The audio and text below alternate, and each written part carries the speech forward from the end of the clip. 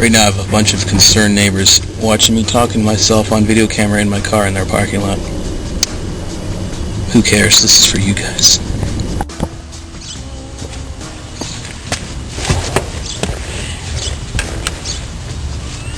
Now before we go into any of these crazy drifting techniques, I'm going to have to teach you how to heel-toe shift, where it's basically like, you know when you're driving a manual car and you downshift, you usually do a rev match, so it's a smooth shift down to a lower gear.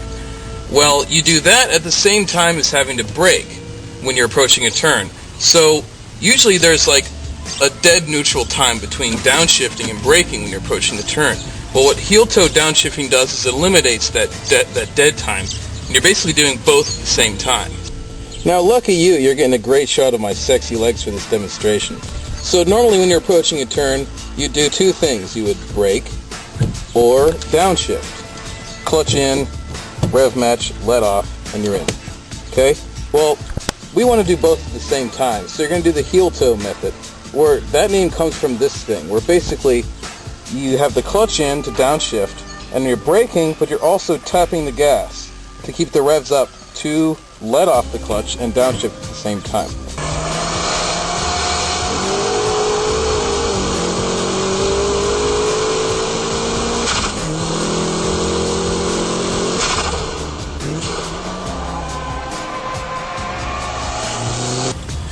Usually what the beginners do, or even professionals, is to initiate a drift, what they'll just do is just flick up the e-brake.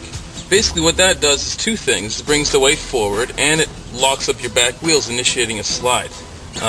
It might seem kind of retarded and dangerous just to lock up your back wheels, but what you got to do is pull the e-brake and then quickly counter steer and go through the moderate gas and all that other stuff. So the e-brake is just like the initiator.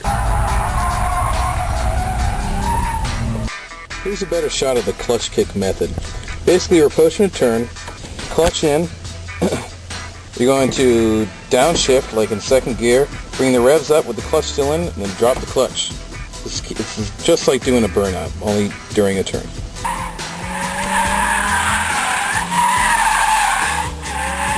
A great way to start off any of these moves is simply tap the brake. This brings the weight bars forward in a very simple and quick fashion, making it much easier to loosen up the back wheels. So for example, if I were to do the clutch kick method, I could start off by tapping the brake and then go right through with the method.